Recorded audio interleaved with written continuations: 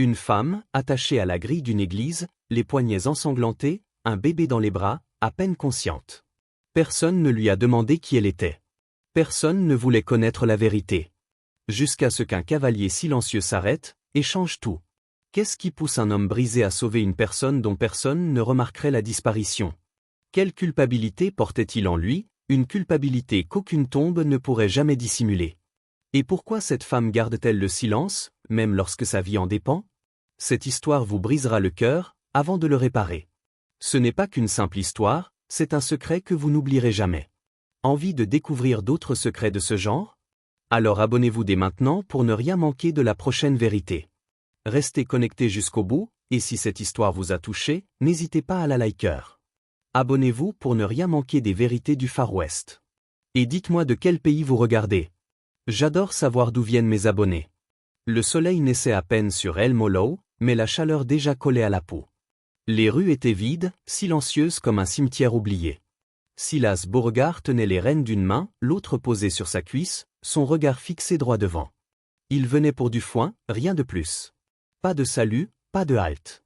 Depuis l'incendie, il ne parlait plus à personne. Sa voix s'était éteinte avec les cris de sa femme et de sa fille, coincés derrière une porte qu'il n'avait pu ouvrir. Mais ce matin-là, quelque chose le força à tirer sur les rênes devant l'ancienne église. Elle était là. Attachée à la grille de fer, les poignets rouges et marqués, la tête basse, ses cheveux tombant comme un rideau de poussière. Une femme. Vivante, mais à peine. À ses pieds, une caisse en bois branlante. À l'intérieur, un bébé. Trop maigre. Trop calme. Silas descendit lentement. Sur la robe déchirée de la femme, un mot était accroché par une épingle rouillée, à voler Dieu. À prendre ou à laisser. Il ne dit rien. Son regard glissa du papier au bébé, puis au visage de la femme. Elle ne bougeait pas, mais son souffle était là, fragile comme une feuille en hiver. Le bébé gémit, un bruit cassé, presque inaudible. Silas ne bougea toujours pas. Pas encore.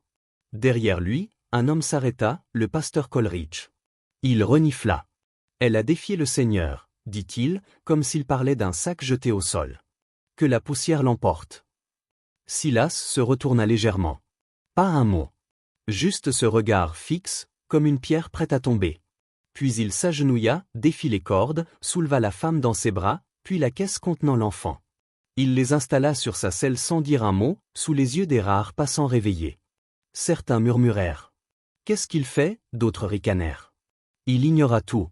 Le cheval repartit lentement, et Silas quitta la ville sans un regard en arrière. La route vers son ranch était longue, faite de silence, de vent sec et d'herbes brûlées. Le soleil montait, mais dans sa poitrine, la température ne changeait pas. La femme dans ses bras frémissait parfois. L'enfant, lui, ne pleurait plus. Quand enfin ils atteignirent la vieille maison en bois, Silas descendit, ouvrit la porte d'un pied, et déposa la femme sur le lit dans la chambre de sa défunte épouse. L'enfant fut posé à côté d'elle, dans un panier couvert d'un linge propre qu'il avait gardé sans savoir pourquoi. Il alluma un feu, fit chauffer un peu d'eau, chercha dans une boîte un vieux pot de vinaigre, et en imbiba un chiffon qu'il plaça sur le front brûlant du bébé. Il ne la regarda pas longtemps. Il resta là, en retrait, dans l'ombre de la pièce, pendant qu'elle reprenait doucement conscience. Elle ouvrit les yeux d'un coup sec. « Où est mon fils ?» murmura-t-elle, la voix fêlée, le regard déjà prêt à se battre. Silas tendit juste la main vers le panier. Elle vit l'enfant, et une larme tomba sans bruit sur l'oreiller. Elle voulut se redresser, mais la douleur la força à rester couchée. Elle chercha son souffle. Silas, debout dans l'embrasure de la porte, dit simplement « Restez ». Puis il sortit. Le vent souffla contre la fenêtre, soulevant légèrement les rideaux. Dans la chambre silencieuse, la femme serra son fils contre elle, les yeux fixés au plafond. Elle ne savait pas qui était cet homme. Mais il n'avait pas regardé son corps. Il n'avait rien demandé. Il avait juste agi. Ce n'était pas une promesse. Ce n'était pas un sauvetage. C'était autre chose. Quelque chose qu'elle n'avait pas connu depuis longtemps. Un endroit où elle n'était pas à vendre. La pluie n'était pas tombée depuis 2 mois, et la terre autour du ranch était sèche comme du vieux cuir. Le vent soulevait parfois de petits tourbillons de poussière qui s'écrasaient contre les fenêtres.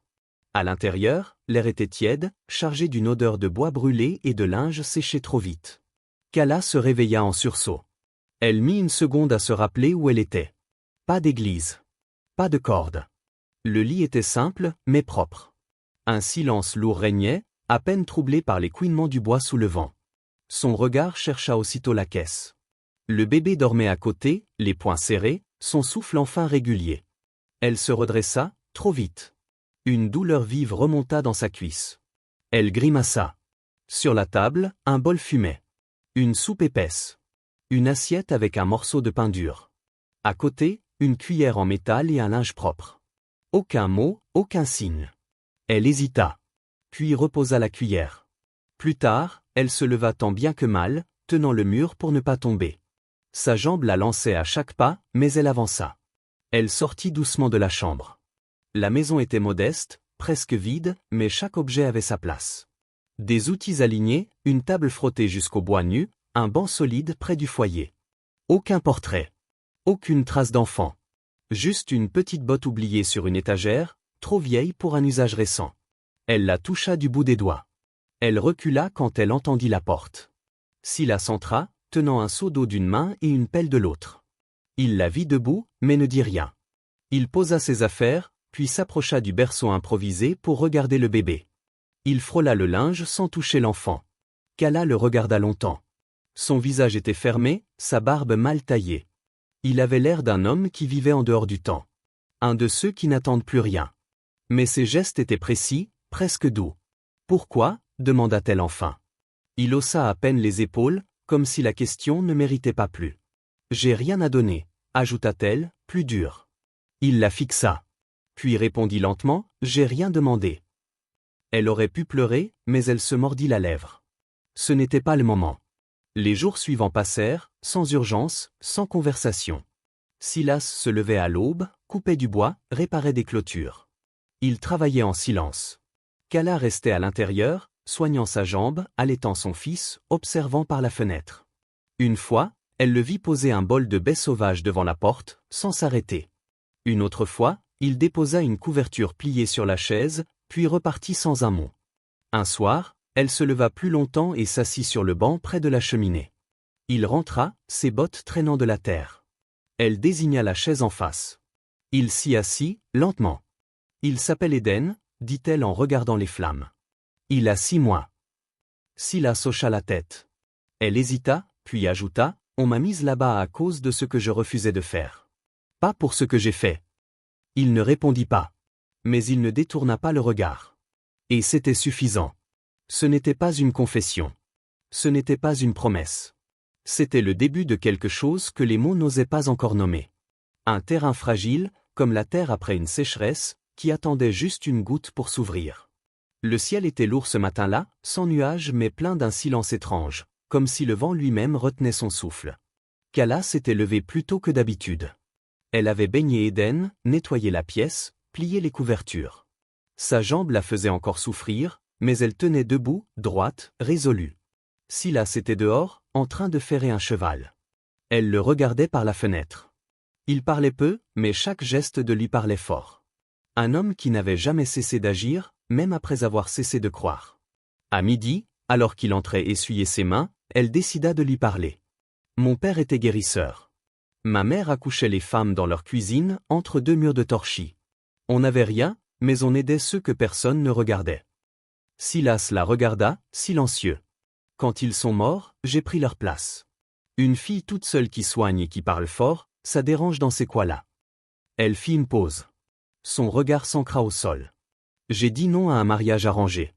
Le fils du prêcheur voulait une fille déjà enceinte. J'ai dit que c'était un viol. Alors on m'a accusé. De vol, de mensonge. Et elle serra la mâchoire. Et on m'a attaché à cette grille.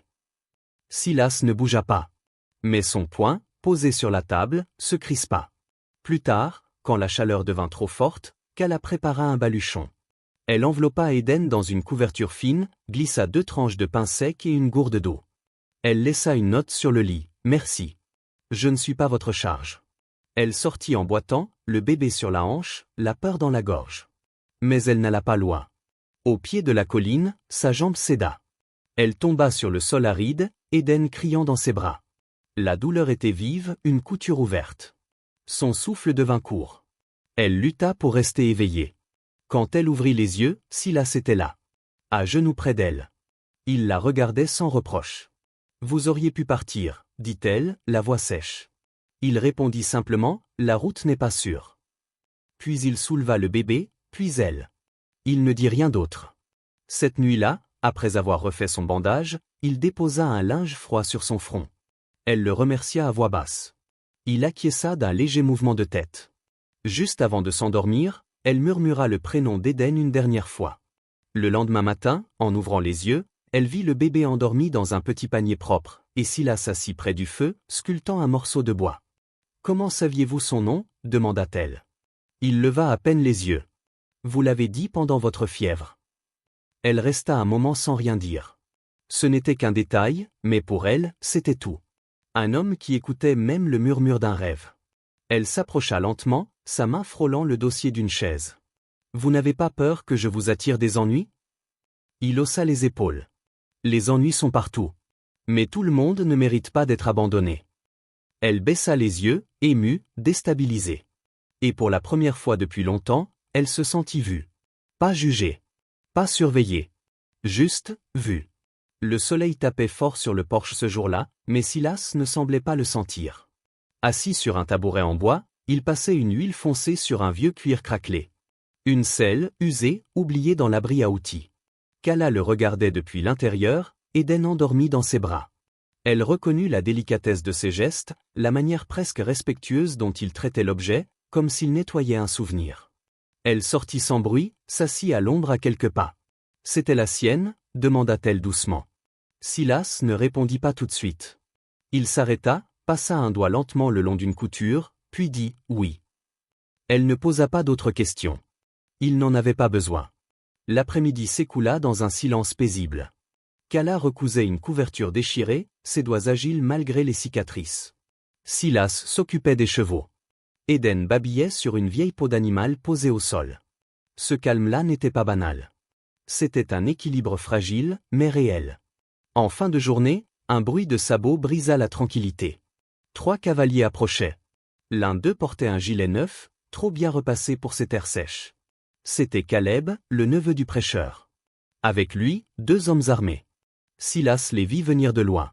Il se redressa lentement, s'avança dans la cour.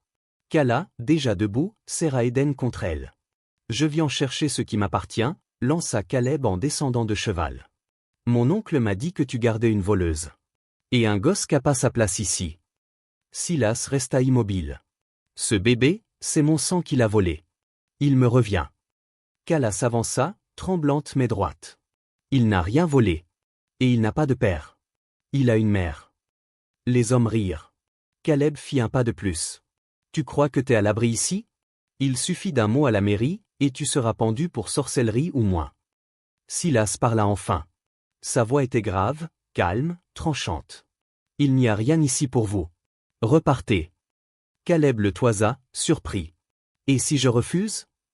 Kala leva Eden à hauteur de son cœur. Ses yeux brillèrent, mais sa voix était ferme. « Alors tirez. Tirez sur une femme qui protège son enfant. Qu'on voit de quel genre d'homme vous êtes. » Un silence tendu s'installa. Les hommes échangèrent un regard. Puis Caleb grogna, recula, remonta à cheval. « C'est pas fini. » Ils partirent dans un nuage de poussière. Silas ne bougea pas.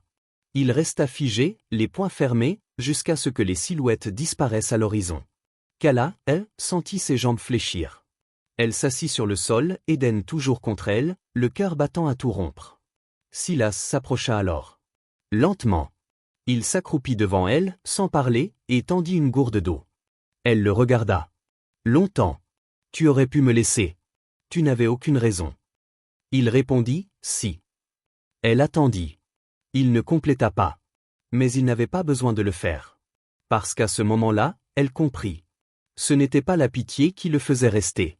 C'était autre chose. Quelque chose de plus profond, de plus ancien. Une dette au silence. Un besoin de réparer, sans bruit. Elle reposa Eden au sol, s'approcha encore un peu, et posa une main sur l'avant-bras de Silas. Il ne la repoussa pas. Le vent souffla doucement. Le danger n'était pas encore écarté. Mais pour la première fois, la peur avait reculé. Juste assez pour que l'espoir passe. La tempête arriva sans prévenir. Un vent lourd, chargé d'électricité, balaya les collines en fin d'après-midi. Le ciel prit une teinte jaune sale, puis vira au gris, et enfin au noir. Silas avait levé les yeux en silence, puis s'était mis à renforcer les volets, attacher les chevaux, rassembler les outils. Kala l'aida comme elle pouvait, Eden serré contre elle, le cœur battant. La pluie ne vint pas. Juste du vent, de plus en plus violent. Il arracha une planche du toit de l'étable. Silas monta aussitôt sur l'échelle, clou entre les dents. Kala cria pour l'en empêcher, mais il ne répondit pas. Il ne reculait jamais. Il voulait réparer, même quand le ciel criait que c'était trop tard. Une bourrasque soudaine le déséquilibra. Il chuta lourdement sur le sol, le dos heurtant une pierre plate. Il resta couché un instant, le souffle court. Kala courut vers lui, Eden dans les bras, hurlant son nom. Elle le trouva les yeux fermés, le visage tendu, du sang coulant de son flanc. Elle déposa le bébé dans une bassine vide, puis s'agenouilla près de lui. « Dis quelque chose, Silas. » Il ouvrit les yeux, murmura seulement « C'est rien ». Mais elle voyait bien qu'il avait mal. Elle l'aida à se lever, passa son bras autour de ses épaules, le guida vers la maison. Il tremblait, mais ne se plaignait pas. Elle nettoya la plaie, banda son flanc avec soin. Il ne la regardait pas.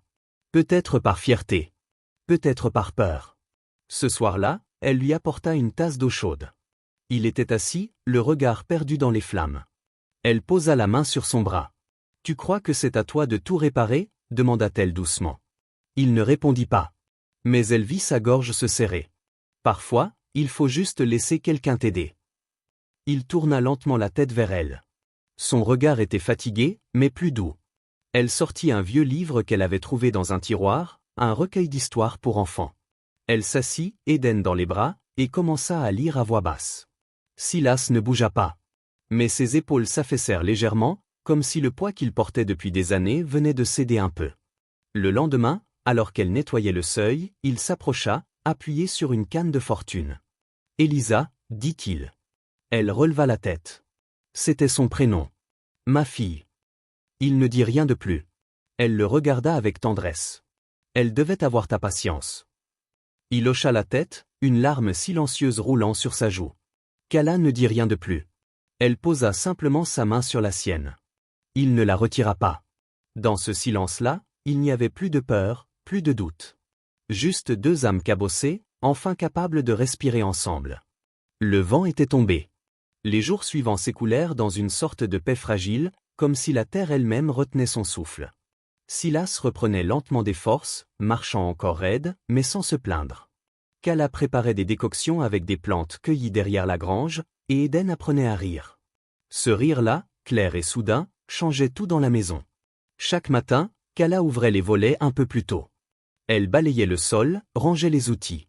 Elle n'attendait plus qu'on lui dise quoi faire. Elle vivait. Un soir, Silas s'approcha d'elle alors qu'elle préparait le repas. Il tenait dans sa main un morceau de bois sculpté, un petit cheval pour Eden. Le bois sentait encore la résine. Elle le prit avec un sourire timide. « Tu penses qu'il saura galoper, ce petit ?» demanda-t-elle. Silas répondit, les yeux dans les siens, « S'il tombe, il saura se relever. » Ils ne se dirent rien de plus. Mais à cet instant, quelque chose se scella. Le lendemain, Silas annonça qu'il devait aller en ville. Kala acquiesça. Elle n'osa pas demander quand il reviendrait, mais au moment où il harnacha son cheval, elle murmura « Reviens ». Il s'arrêta, la regarda longtemps. Pour la première fois, j'ai une raison. Quand il revint, la poussière couvrait ses bottes, mais son regard était calme. Il n'avait rien dit du prêcheur. Pas besoin. Les rumeurs en ville avaient changé. Une femme qui guérissait les enfants, un homme silencieux qu'on respectait plus qu'on ne craignait. Le soir même, Kala lui tendit une couverture qu'elle avait cousue à la main. 3 oiseaux y étaient brodés, simples mais gracieux. Un grand, un moyen, un petit. Silas passa les doigts sur le tissu. Il ne posa pas de questions. Il comprit. La nuit venue, ils s'assirent près du feu, Eden dormant dans ses bras. Kala dit doucement, « Je n'ai pas besoin de ton nom. Juste que tu restes. » Il ne parla pas. Mais il resta. Les jours se transformèrent en semaines. Kala enseigna aux enfants des voisins dans la pièce principale. Elle leur apprit à lire, à écrire, à ne pas avoir honte de leurs histoires. Eden grandissait, ses premiers pas tremblants sur le sol de la cuisine. Un matin, Kala caressa ses cheveux. Elle murmura, « Eden Burgard ». Elle ne le dit qu'une fois. Le lendemain, Silas grava ce nom à côté du sien et de celui de Kala sur la porte du petit abri. Aucun discours, aucune promesse. Juste 3 noms, solides et silencieux. Et quand le soleil coucha ses derniers rayons sur la colline, ils étaient là tous les 3, assis ensemble. Pas une famille comme dans les livres. Mais une famille tout de même. Et cela suffisait.